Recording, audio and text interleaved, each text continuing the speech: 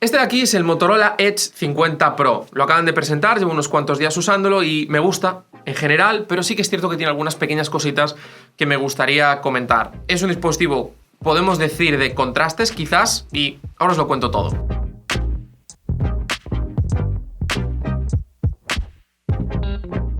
Lo primero es que tenemos un precio de 699 euros y es un pequeño cambio respecto al 40 Pro, que era un poco más caro. Aquí parece que tenemos un gama media alta, un gama media premium, un gama alta, cuando el año pasado buscaba otra cosa. Este año Motorola ha vuelto a apostar por los Ultra, creo que va a hacer un catálogo más grande que el año pasado, así que hay pequeños matices en el precio. Os dejo varios enlaces en la descripción para que mis compañeros te cuenten en los diferentes medios que tenemos todo lo que necesitáis saber de esta nueva familia Edge 50, los 3 modelos que han presentado, los precios, la disponibilidad, y ya en este sentido ya no os cuento nada más. Voy a empezar con el diseño y tenemos 3 colores disponibles, este perla y 2 acabados, ese símil cuero que he visto más veces en Motorola, uno negro y el otro color lavanda, que lo cierto es que me gustan bastante. Este es quizás el más diferente con este acabado perla, es una especie de plástico, la verdad se nota cómodo, se nota cálido, es muy agradable al tacto, pero tenemos un pequeño problema y es que aquí, por ejemplo, se está abriendo un poco y me preocupa que se esté abriendo en tan poco tiempo porque la verdad es que llevamos muy pocos días usándolo, no sé cómo será a largo plazo. Tenemos IP68, tenemos un grosor un poquito superior a los 8 milímetros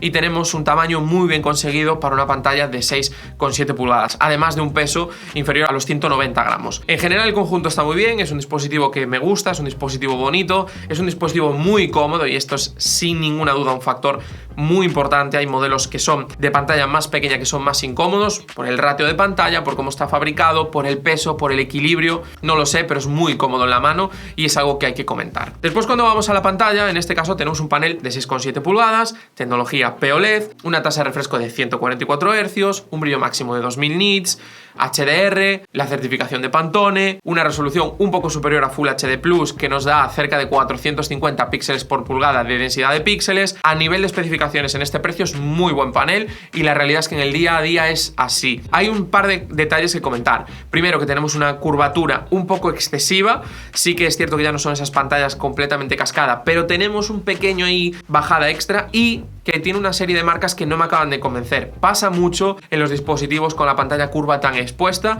Hubo un tiempo que los fabricantes sacaban estos bordes, tanto el superior como el inferior, y eso lo que permitía es que la pantalla no tocara siempre en las superficies. Además, Motorola tiene un modo por software para ponerlo al revés, para que se pone en modo en silencio, y además yo lo hago bastante, y la pantalla está como muy expuesta en la esquina, y es una de las cosas que me preocupan a largo plazo. Habría que probarlo con tiempo, habría que probarlo con calma, pero me preocupa. La pantalla está bien, se ve bien a pleno sol, ya lo estáis viendo en algunos planos que he grabado en el exterior. En general es un buen dispositivo, un buen panel, POLED, 144 Hz, yo no he tenido ningún tipo de problema, bien a nivel de configuración, podemos modificar los modos de color. Bueno, es una pantalla, no digo sobresaliente, pero sí que es un muy buen panel. Y después, ya que estamos hablando de la pantalla, vamos a hablar del lector de huellas. Tenemos un lector de huellas situado en pantalla, está quizás un poco más abajo de lo que nos gustaría, ¿vale? No es excesivo, pero sí que está un pelín más abajo, funciona bastante rápido, no he tenido problemas de configuración. Y después tenemos un desbloqueo facial con la cámara delantera. Y aquí es donde tengo mis dudas, porque es que incluso en situaciones en las cuales no quiero desbloquear el dispositivo, de hecho grabando este vídeo se ha desbloqueado varias veces. Mucho ojo a los fabricantes con eso, reconoce la cara y al momento, da igual que no estés mirando, da igual que no... Por ejemplo, me lo ha desbloqueado, ¿vale? O sea, muy lateralmente, sin mirar. Creo que buscan cada vez una rapidez con una cámara delantera y me preocupa, porque lo que hacen es perder seguridad, y esto no es algo que se pueda admitir. Hay un límite y creo que aquí lo sobrepasa. También lo he comentado en otros fabricantes en los últimos meses, que me ha pasado con otros modelos de gama media. Está muy bien la rapidez en el desbloqueo facial, pero no nos pasemos y perdamos seguridad. Y ahora vamos a hablar del rendimiento, y aquí es donde empiezan los puntos, quizás no digo malos, pero los puntos en los que hay que tener en cuenta un poco lo que nos ofrece este dispositivo. Para empezar, tenemos el Snapdragon 7 generación 3, eso sí, tenemos 12 GB de RAM, tenemos 512 de almacenamiento, pero tenemos solamente DDR4X y tenemos UFS 2.2. En un dispositivo de este precio quizás podríamos pedir un poco más. Tenemos la RAM virtual, que podemos añadir otros 12, pero el problema es en el procesador. El procesador no me ha gustado nada a nivel de rendimiento en algunas cosas concretas. Por ejemplo, el tiempo de procesado de las fotografías cuando la estás haciendo es excesivo. He notado también pequeños problemas a la hora de grabar vídeo en 4K. He notado tirones no solo cuando grabas, sino en el propio vídeo en 4K. Y para mí eso es un pequeño punto que no podemos permitir. Es un dispositivo de este precio, es cierto que es una versión preliminar y que no es el software definitivo, pero ojo, este procesador no augura grandes cosas, en estos precios se podría pedir un poco más. No sé si el 8S Gen 3, que es el que va a llevar el Ultra, no sé si el 8 Gen 2, no sé cuál, no sé si un Dimensity, pero este rendimiento no me está gustando, ¿vale? No sé cuál es el problema, pero no me está gustando en esos pequeños detalles. En el día a día no tienes dificultades para abrir aplicaciones, para moverte entre redes sociales, una aplicación de correo, una aplicación de mensajería, incluso si le pides un poquito más, Google Maps, alguna aplicación de GPS, no hay grandes problemas y tampoco en los juegos más sencillos. Si le pides un extra, este procesador o la optimización que tengo yo en este dispositivo concreto, creo que no está al nivel que le podríamos exigir. Dicho esto, tenemos una batería de 4500 mAh y aquí sí que se nota que el procesador está bien. Es una batería pequeña para lo que estamos acostumbrados, prácticamente todos los fabricantes tienen 5000 mAh, pero lo que decía antes, es un dispositivo más cómodo, es un dispositivo más compacto, es un dispositivo más ligero que muchos de sus rivales. A cambio, tenemos una batería más pequeña, porque además ya veis que el módulo de cámara ocupa bastante. Con 4500 mAh he tenido días de 5-6 horas sin ningún tipo de problema de pantalla. Una de las capturas que vais a ver es el día que hice las pruebas de rendimiento con 3D Mark y con Geekbench, con lo cual vamos a tener esos problemas de rendimiento, como no podía ser de otra manera. Vamos a tener un consumo excesivo y aún así 5 horas y pico de pantalla, entre 6 y 7 horas. El resto de días no os pongo capturas porque normalmente cuando me monto en el coche, que son 20 minutos y 20 minutos, el dispositivo carga, y aquí es donde tenemos una de las variaciones. Tenemos además una muy buena carga rápida, 125 vatios. También sí que os voy a poner unas capturas progresivas de 5 en 5 minutos, o sea, del 10% al 50% en 5 minutos. Y después sí que se ralentizó un poco, pero la carga completa en 20 minutos la vas a tener. Ojo, porque sube mucho la temperatura, no es recomendable usarla siempre, ¿vale? Que lo sepáis. Tenemos carga inalámbrica de 50 vatios, uno de los mejores que hay en el mercado, y también tenemos carga inalámbrica reversible. No se le puede pedir más a nivel de batería y carga a un dispositivo de este precio. Le podríamos pedir 5000 mAh a cambio de que pese más de 200 gramos o que tenga más de 9 milímetros de grosor, y creo que la combinación que ha conseguido aquí Motorola está muy bien. Si además consigue optimizar un poco el procesador, que creo que le falta un punto, el total podría ser realmente muy interesante. Y ahora vamos a hablar de, para mí, la pequeña gran decepción de este dispositivo, que es el software. Y me quiero explicar. Me gusta mucho el software de Motorola, han cambiado el nombre de la capa de personalización, pero en esencia es lo mismo. Y me gusta mucho el diseño. Es un software muy limpio, es un software muy cómodo, es un software muy personalizable, y tenemos todo lo que tiene que ver con Moto. Además de nuevas aplicaciones orientadas al trabajo, orientadas a la familia, orientadas a las noticias, poco software específico que no sea propio de Android y que no puedas borrar, muy poquitas cosas de Motorola, casi nada de bloatware, lo cual es una muy buena noticia, y aplicaciones útiles, y sobre todo los gestos de Motorola. El girar para abrir la cámara, como estáis viendo, ha tardado un poquito, ¿vale? Eso suele ser habitual. El sacudir para activar el flash, tenemos también otros como las 3 dedos para la captura de pantalla, el horizontal para dividir la pantalla. Tenemos muchos pequeños detalles, además de una personalización muy grande, tanto en la pantalla de desbloqueo, que a mí me gusta mucho todo lo que podemos hacer, como dentro del propio menú, a nivel de colores, a nivel de letras, a nivel de disposición. Es muy completo el software de Motorola. ¿Y dónde está el problema? El problema en este caso, bueno, tenemos Android 14, que no lo he dicho.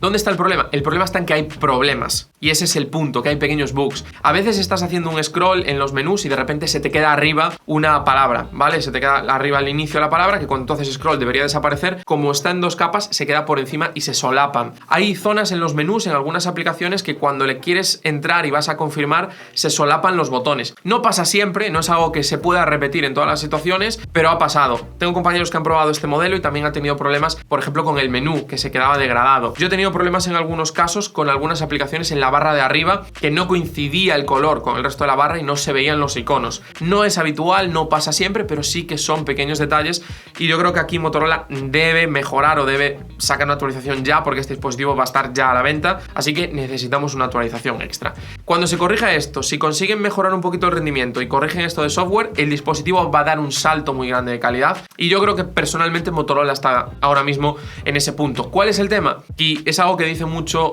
Marquis Brownlee, el mejor haciendo reviews de esto, es: compra un producto por lo que es y no por lo que promete ser. A día de hoy, a nivel de software y rendimiento, el dispositivo está por debajo de lo que debería por su precio. El software son 2 o 3 pequeños detalles, me importa menos, pero en rendimiento no sé hasta qué punto también es corregible. Así que veremos a ver por dónde va. Y por último vamos a hablar de las cámaras, ¿sí? Las cámaras aunque Motorola se esfuerza y suele incorporar buen hardware, nunca acaban de ser el gran punto de la firma. Lo he dicho también en más análisis, el año pasado cuando analicé el 40 Pro, el año anterior cuando analicé el 30 Ultra, el hardware está bien, tenemos un sensor principal de 50 megapíxeles, tenemos un ultra gran angular de 13 y tenemos un teleobjetivo de 10.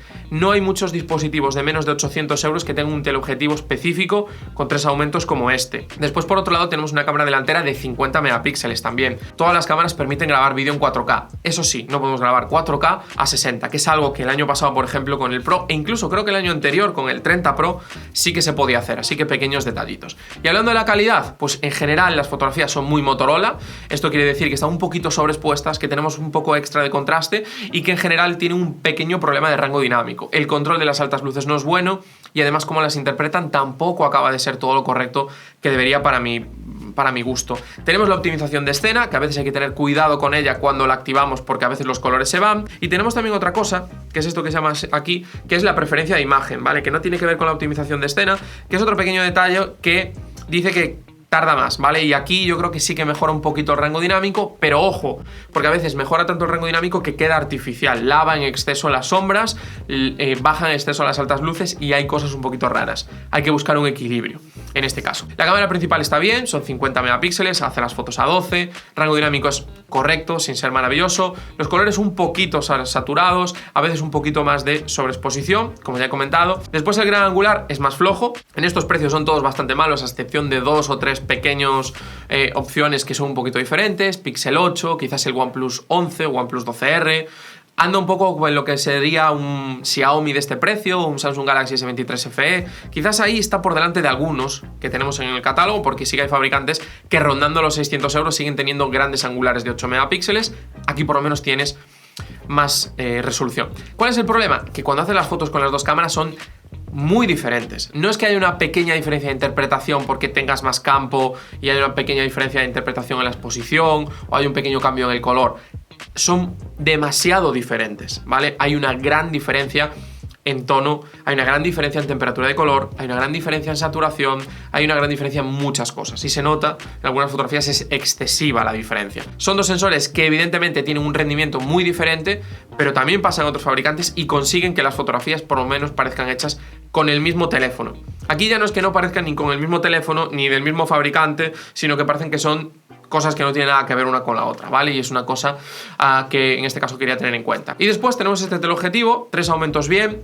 Las situaciones difíciles saca bastante ruido, pero me gusta porque no se lava. No hay ese efecto acuarela excesivo en la mayor parte de fotografías. Es un teleobjetivo solvente para este rango de precios, por lo menos tenemos un 3 óptico, está bien ese pequeño detalle, y después llega hasta 30 aumentos. Vais a ver una fotografía, en 30 aumentos poco le podemos sacar, pero en general es un teleobjetivo que me ha convencido. Y comentar que tenemos un modo macro con el utiliza el gran angular, hace una cosa un poco rara porque hace zoom respecto al gran angular y necesitas muchísima luz, si no las fotografías van a salir movidas. Si consigues encontrar el punto perfecto, bueno, alguna está bien. Prefiero esto y no el sensor específico de 2 megapíxeles que utilizan algunos fabricantes, así que, oye, tampoco vamos a decir mucha cosa. Y por último, la cámara delantera, que puede ser quizás lo mejor que tiene a nivel fotográfico, de las mejores. Tenemos una cámara de 50 megapíxeles que puedes seleccionar para hacer fotos en 50 megapíxeles o fotos en 12 megapíxeles en esta cámara delantera. Tú ya las has hecho todas en 12 megapíxeles, el detalle es altísimo, quizás a veces parece excesivo y las pieles pues están correctas. Creo que a nivel de conjunto es la cámara que es más solvente de todas, viendo un poco el mercado. Un poquito de cuidado con algunos temas de la interpretación del HDR, pero nada que no veamos en otros modelos. Y por último, hablar del vídeo. Tenemos vídeo 4K, tenemos en todas las cámaras, tenemos también un vídeo ultra estable. Estabiliza en 4K, más o menos correcto, no es ninguna maravilla, pero va a tirones, ¿vale? Tanto cuando grabas como cuando reproduces, en algunos casos el vídeo va a tirones. El vídeo de la cámara principal está bien, el vídeo del gran angular es flojo, el vídeo de la cámara delantera me ha gustado bastante. No es el mejor vídeo del mundo, en este rango de precios creo que hay un par de fabricantes que lo hacen mejor, Pixel, Samsung, incluso algún iPhone antiguo funciona mejor, pero es un vídeo solvente. Y ahora vamos a hablar de unas conclusiones, y es un dispositivo con el que me he sentido súper cómodo. Es un móvil que recomendaría a cualquiera que me diga, oye, quiero un teléfono de Motorola. ¿Me puedo comprar el Motorola Edge 50 Pro? Y te diría que sí. Yo tengo como 3 tipos de teléfonos. El primero, que tú no me dices nada y te digo este. El segundo, que cuando tú me preguntas, yo te digo sí, no tienes ningún problema. Y el último es, aunque tú me preguntes, yo te digo que no. Este Motorola estaría entre las 2 primeras fases, entre que cómprate este, si conozco al usuario, si sé que quiero un teléfono pequeño, si quiero un teléfono compacto, y el segundo. El segundo siempre, o sea, si alguien me dice, quiero el Motorola Edge 50 Pro por esto, esto y esto, y me dice algunas de las 3 cosas que yo considero más importantes, te diría que sí. Me falta saber si van a corregir estos pequeños detalles de software, y aunque el rendimiento no sea el mejor del mundo, te diría que sí, porque en este rango de precios, para la mayor parte de usuarios, creo que el rendimiento va a ser correcto. Me gusta la pantalla, me gusta mucho lo que es las opciones de software, me gusta mucho el diseño, las cámaras son solventes, la batería para el día a día no vas a tener ningún problema y la carga rápida es buenísima. Tienes muchas cosas muy buenas en este dispositivo. No es quizás el más fácil de recomendar en este precio, porque sí que hay alternativas que pueden cumplir, incluso modelos del año pasado que han bajado de precio, pero creo que es un dispositivo muy solvente. Así que bien por Motorola, sigue apostando por modelos con un diseño propio, con mucha personalidad, con un software muy limpio, y creo que ahí está haciendo un muy buen camino. Así que, oye, me ha gustado mucho este Motorola Edge 50 Pro, aunque sí que es cierto que necesitamos esa actualización que mejore estos pequeños detalles. Poco más tengo que decir, te dejo por aquí el análisis del Motorola Edge 40 y te dejo también por aquí el análisis del Samsung Galaxy S23 FE. Quizás puede ser un pequeño rival. Espero que te haya gustado este vídeo, no te olvides en darle like, suscribirte, y nos vemos muy pronto aquí en Urban Tecno.